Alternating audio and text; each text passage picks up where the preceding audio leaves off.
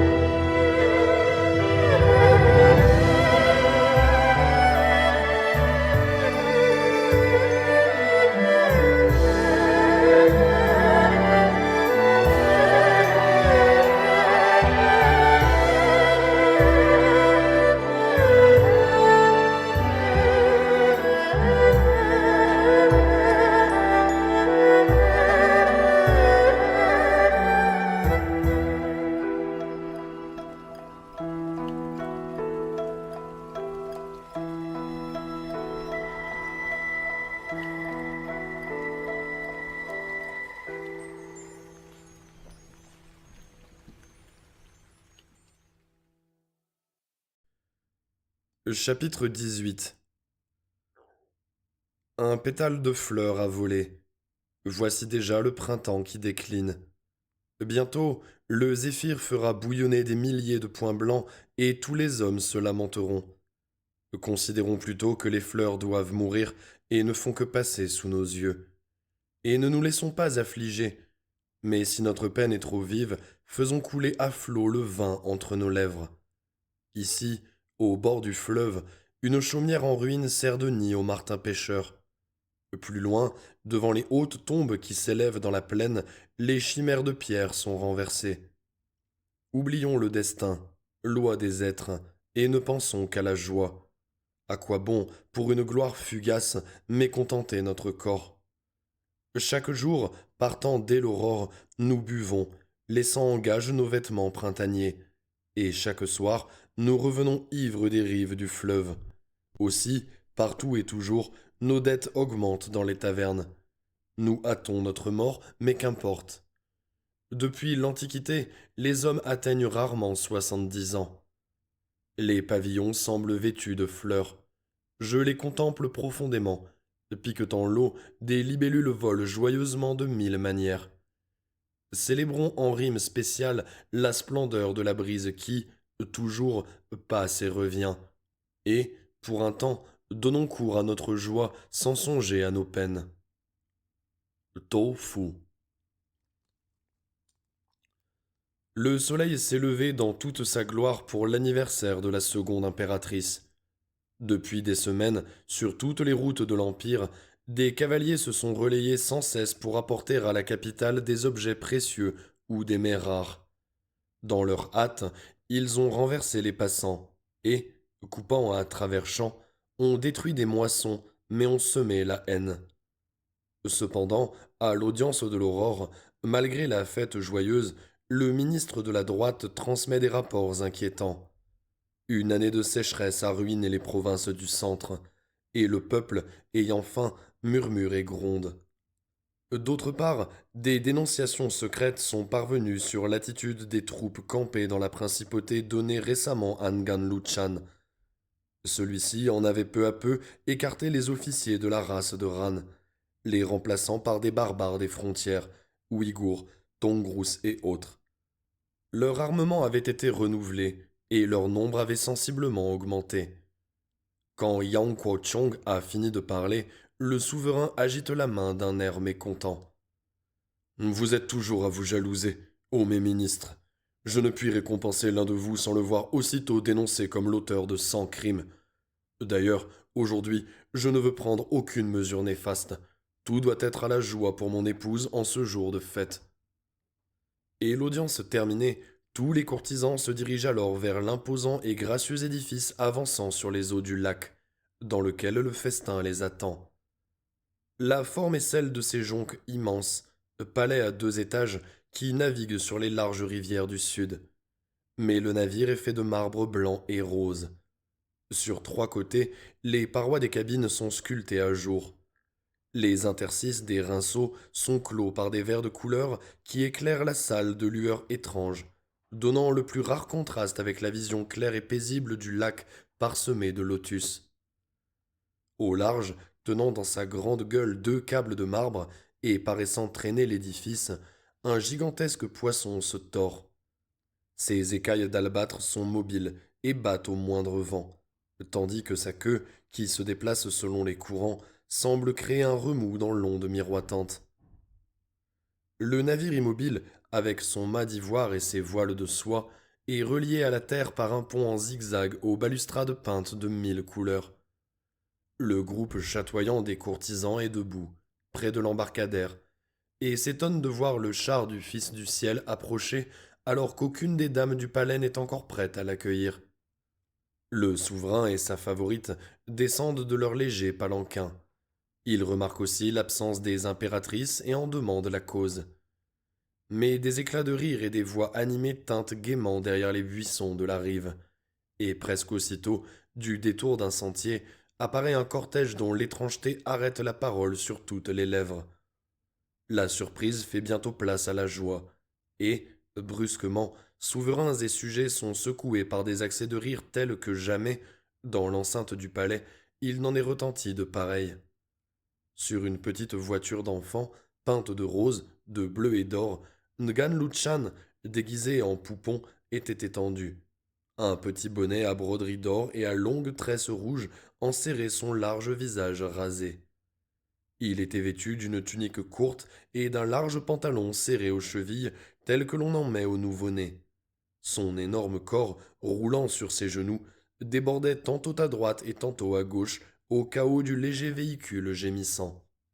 La troisième et la quatrième impératrice, déguisées en nourrices, poussaient avec peine leurs lourdes charges, suivies de toutes les dames de la cour, riant, plaisantant et se poussant pour voir les grimaces de Ngan.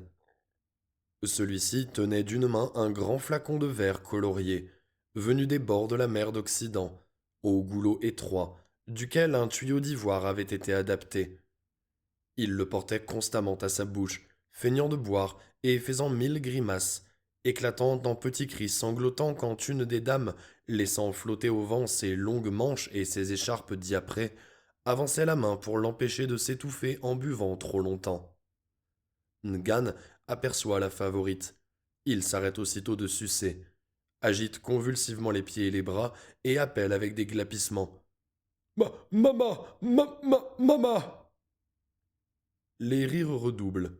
Le souverain lui-même perd toute gravité et des larmes de joie roulent de ses yeux. Bracelet de jade, se prêtant au jeu, accourt auprès du berceau roulant et dit, comme une mère à son enfant: Je suis là, ne crie pas, mon petit bébé. Et même quand il l'entoure de ses bras et veut froisser de son visage les fleurs de son corsage, c'est à peine si elle peut le repousser, tellement le fils du ciel et les courtisans rient de la plaisanterie.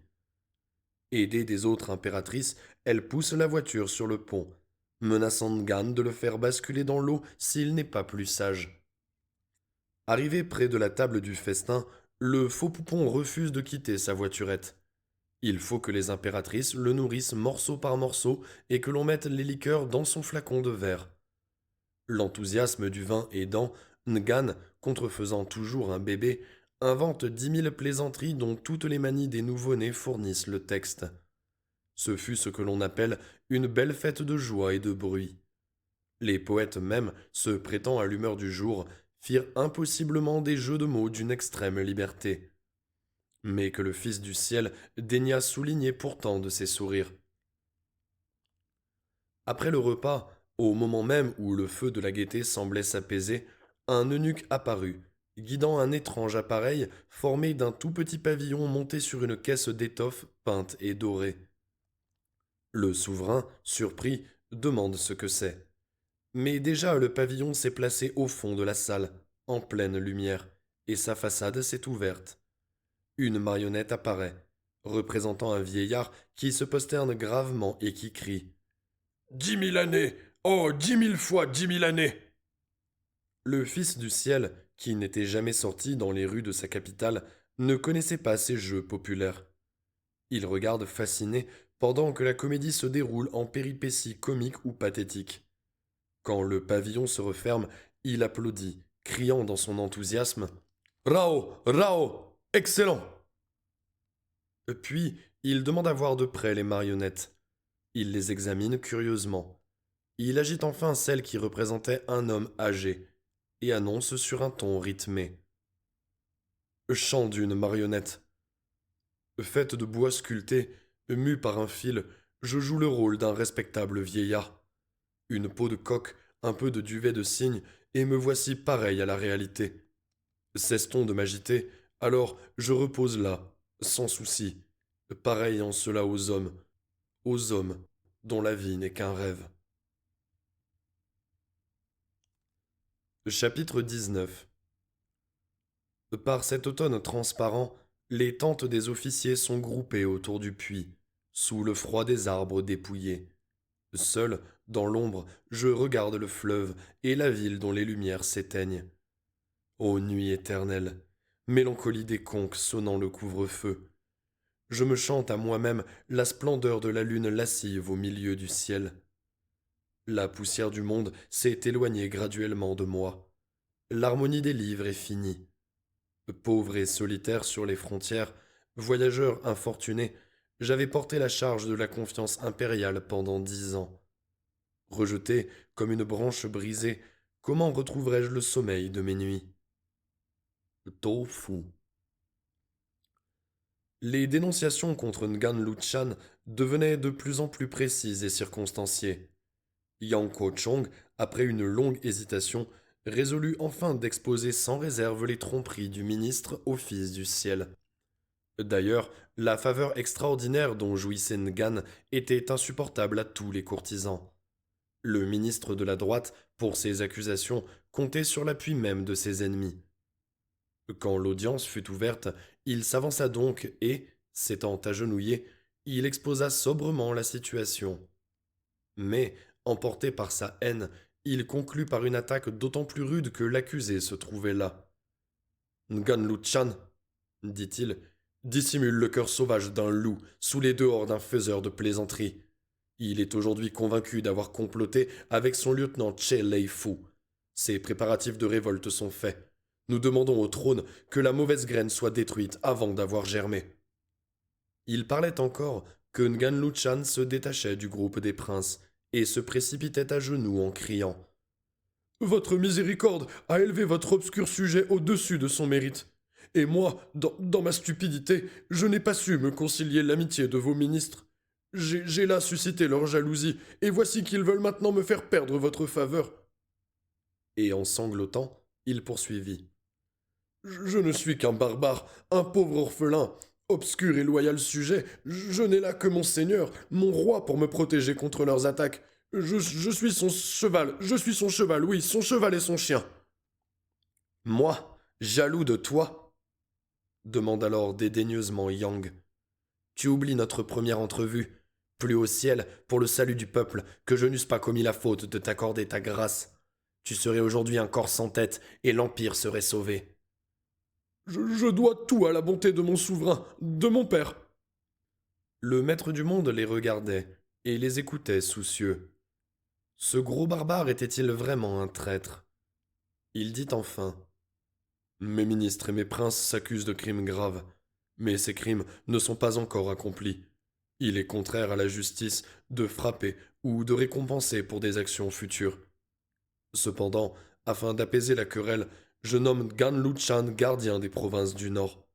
Qu'il aille rejoindre son poste sans retard. Le nomade, triomphant, jette à Yang des regards étincelants et clame.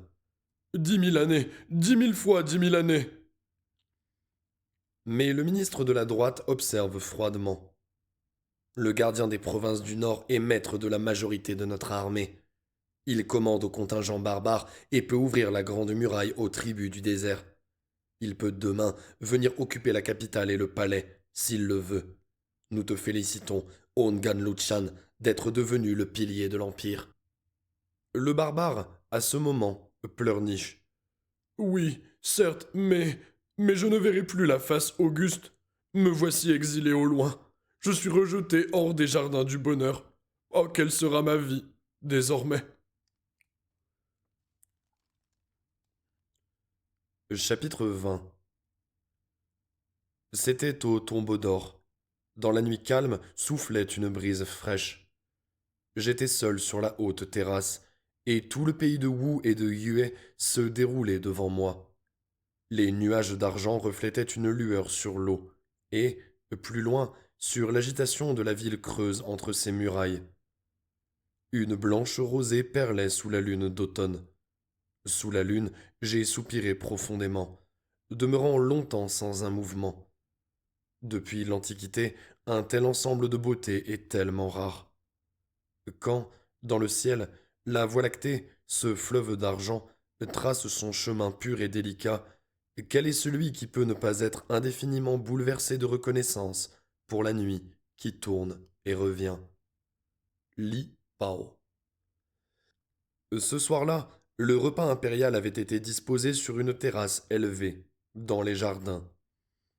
Traversant le ciel pâle, où la lune n'avait pas encore éclipsé les étoiles, des nuages glissaient paresseusement, et des lignes d'oies sauvages, volant très haut, laissaient tomber leurs cris rauques et mélancoliques. L'air automnal, la fin de l'été, le calme des jardins, ajoutaient à l'angoisse naturelle de la nuit et du silence. Le fils du ciel et sa favorite se tenaient par la main, sans parler, par crainte de rompre le charme triste de cette soirée. Tout à coup, le silence de la nuit est brisé par des roulements de tambours et des sonneries de conques. Le fils du ciel tressaille. Quels sont ces appels, quand les troupes sont toutes endormies? Mais un pas précipité se rapproche. Yang Kuo-chong apparaît et se jette en hâte à ses genoux. Oh, 10 000 années! Le malheur est sur nous! Le gong et les tambours ébranlent le sol sur la route de l'Est. Ngan Luchan s'est révolté. Je l'avais dit, il s'est révolté. Il a déjà franchi les passes de Changquan, et dans 2 jours peut-être, son armée sera devant Chang'an. Le souverain demande calmement. La garnison des passes, où est-elle? En déroute, elle fuit devant l'envahisseur. Quelle disposition a-t-on prise pour repousser les rebelles? Messire, nous ne pouvons résister. Nos troupes sont inférieures en nombre et en bravoure. Il ne reste qu'à fuir jusqu'à la province des Quatre Vallées, dont le gouverneur est sûr. Là, nous referons une armée avec les milices locales. T- Très bien. Nous agirons selon ton conseil. Prépare le départ. Envoie aussitôt des courriers spéciaux à tous nos généraux afin qu'ils concentrent leurs troupes. J'obéis au décret du Fils du ciel. Et, se relevant, il s'éloigne aussitôt. La seconde impératrice, atterrée, s'agenouille en sanglotant. Votre humble servante mérite 1000 morts. C'est moi qui suis responsable de cette révolte. C'est moi qui ai favorisé ce barbare aux grosses joues. C'est moi encore qui ai retenu le souverain loin des soins de l'État. Qu'il est fatigué de mes paroles vaines, de mes sourires et de mes danses. Je mérite la mort. Mais il la relève avec une indulgence attristée, disant au milieu de la joie, le malheur éclate. La vie est ainsi faite. Le destin s'est servi de toi pour m'éblouir. Nous sommes les jouets du ciel supérieur, dont les desseins sont inconnus. Résignons-nous quand il nous frappe. Réjouissons-nous quand il nous favorise. C'est lui seul qui nous impose, comme suite à nos décisions, tous nos succès et nos défaites. Cependant, les battements de tambour redoublent dans la nuit. Les lignes de feu des tourelles à signaux s'allument et s'éteignent pour transmettre les ordres. Une rumeur monte de la ville et du palais vers le ciel obscur. Des lanternes paraissent, courant çà et là. Les grincements des chars, les appels des gardes retentissent de toutes parts. Le souverain entraîne la jeune femme vers le palais. Va te reposer jusqu'à l'aube, afin de pouvoir mieux supporter les fatigues de ce premier jour de voyage. Que ne puis-je t'enlever dans mes bras, comme un aigle, afin que la rudesse et l'inquiétude du chemin ne blessent pas même une seule fois la douceur fleurie de ta chair.